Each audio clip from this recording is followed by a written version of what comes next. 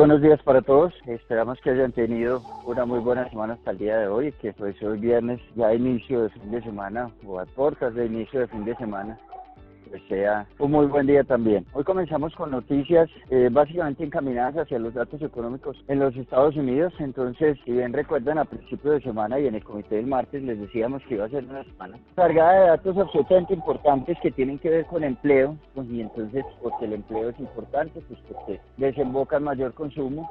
Y si uno tiene en cuenta que el Producto Interno Bruto estadounidense cuenta, o alrededor del 60% del Producto Interno Bruto estadounidense, es producto del comercio y del consumo, sobre todo pues de los hogares, porque ahí también está metido el gubernamental, pues entonces es absolutamente importante si el empleo está creciendo o no está creciendo. Lo que tenemos es que salió también el promedio, el crecimiento de los salarios por hora, tanto mensual como anualizado. Entonces pues empezamos, el desempleo llegó a 3.5%, veníamos de un dato de alrededor del 3.7%, las expectativas estaban en 3.7%. Ese primer dato es un dato positivo. Después tenemos el promedio en porcentaje de aumento de los salarios por hora y vemos que los datos empiezan a cambiar un poco, sale en 0%, es decir, que no cambiaron, no subieron ni bajaron los salarios. El dato previo había sido de 0.4% y el consenso estaba alrededor del 0.3%. Y asimismo tuvimos datos, o nos publicaron datos de creación de nóminas no agrícolas, y lo que tuvimos es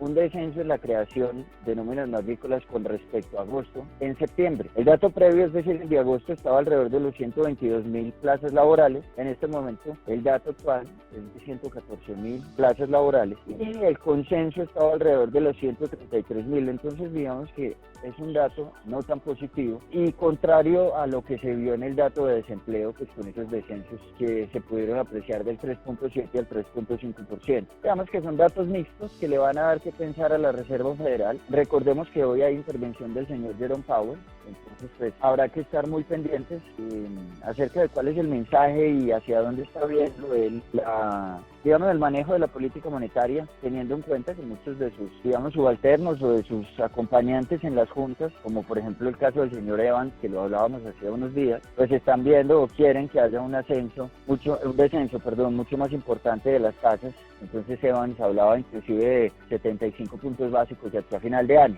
Hoy interviene el señor Powell, entonces habrá que mirar y habrá que estar muy atentos a cuál es el mensaje, a qué mensaje quiere dar después de la publicación de los datos económicos, y pues que dé un poquito de luces con respecto a lo que será el manejo de la política monetaria, por lo menos de aquí a final de año. Tuvimos también ciertas noticias políticas en los Estados Unidos, y es que el señor Donald Trump insiste en que investiguen a Biden y a su hijo. En este momento ya no está hablando con pares europeos, sino que entonces se está refiriendo a Xi Jinping, el primer ministro chino, y pues eso básicamente lo que hace es agregarle mucho más ruido a lo que ha venido pasando con respecto, a todos esos temas álgidos y políticos en los Estados Unidos. Entonces hoy lo que tenemos es un llamado del señor Trump a que investiguen a Biden y a su hijo, pero entonces ya no las autoridades europeas, sino las autoridades chinas, y pensaría uno que es más un tema mediático y de ruido que efectivamente algo que vaya a tener alguna trascendencia mucho más allá de titulares y demás. Eso por el lado estadounidense en sus relaciones con el mundo. Ayer tuvimos las intervenciones del señor Boris Johnson. Básicamente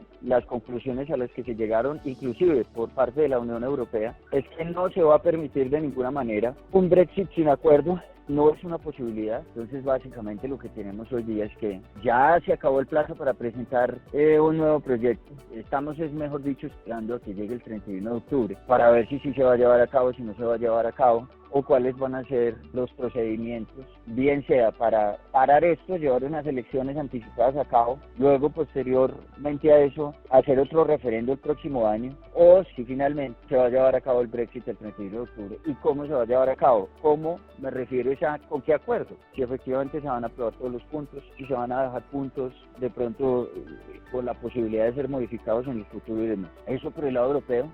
Por el lado de Medio Oriente básicamente estamos con el mismo panorama, y lo que hemos visto es un comportamiento de los precios del crudo muy en línea con eso que hemos venido hablando durante la última semana y media, y es que básicamente los mensajes han sido de que la oferta no peligra para nada y que más bien las preocupaciones en este momento están encaminadas hacia una caída de la demanda generalizada. Y por ejemplo, teniendo en cuenta esos datos del día de hoy en los Estados Unidos, en los que los salarios y demás no crecen y se tiene pues esos datos mixtos con el desempleo bajando, pero los datos que le podrían decir a uno que va a haber más consumo y vamos a tener muy probablemente un dato que se encuentre cerca de los niveles en los que nos encontramos. Nosotros estamos viendo alrededor de un 0.18% mensual, eso anualizado arrojaría un dato del 3.77, 3.78, básicamente por los decimales, podría subirse del 77 al 78.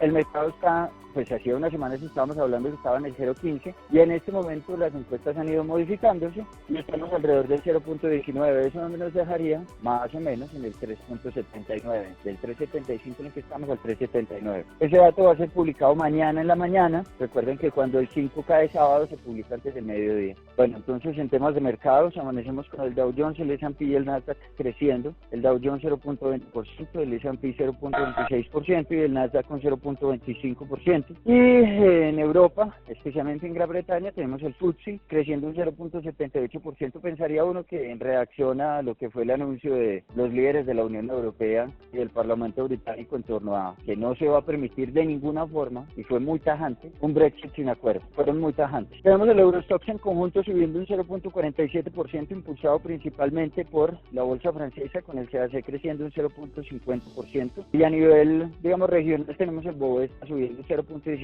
y la bolsa mexicana subiendo un 0.36%. Pensaría uno que estos comportamientos positivos son en parte un cierto rebote con respecto a lo que fueron las jornadas previas de desvalorización. En temas de commodities, pues con toda esa coyuntura que hemos visto, los descensos pronunciados que habíamos experimentado en los últimos 3 días, con el WTI inclusive llegando por debajo de los $52, hoy tenemos un comportamiento absolutamente positivo en las primeras horas de la jornada local, y tenemos el WTI sobre los $53.25, eso es un incremento del 1.53%, y tenemos el Brent sobre los $58.73, lo que representa un incremento del 1.77%. Pensaría uno que estos comportamientos positivos efectivamente se deben a que pues, las caídas fueron muy pronunciadas y a que las últimas intervenciones, sobre todo del señor Putin y de algunos de los líderes más importantes, entonces estoy hablando del ministro iraní y del ministro saudí, pues ministros energéticos, iban encaminadas hacia una nivelación, o sea, un equilibrio en los precios del crudo o en el mercado del crudo, pues para que, digamos, no descendiera mucho más allá de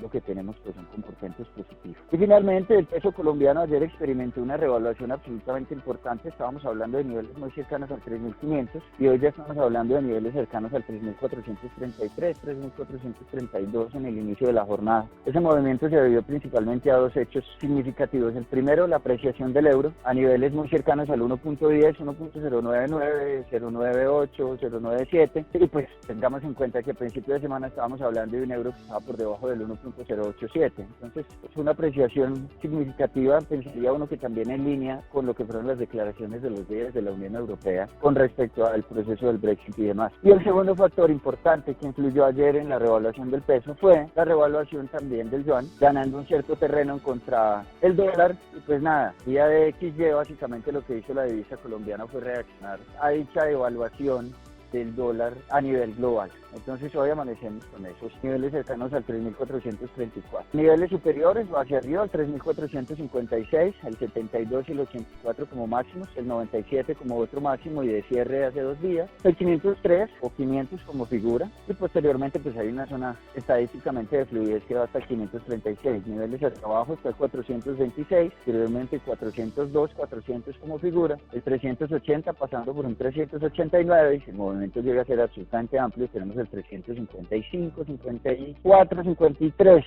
una leve zona de congestión ahí sobre esos niveles. Bueno, muchísimas gracias, les deseamos entonces un gran resto de día y un muy feliz fin de semana.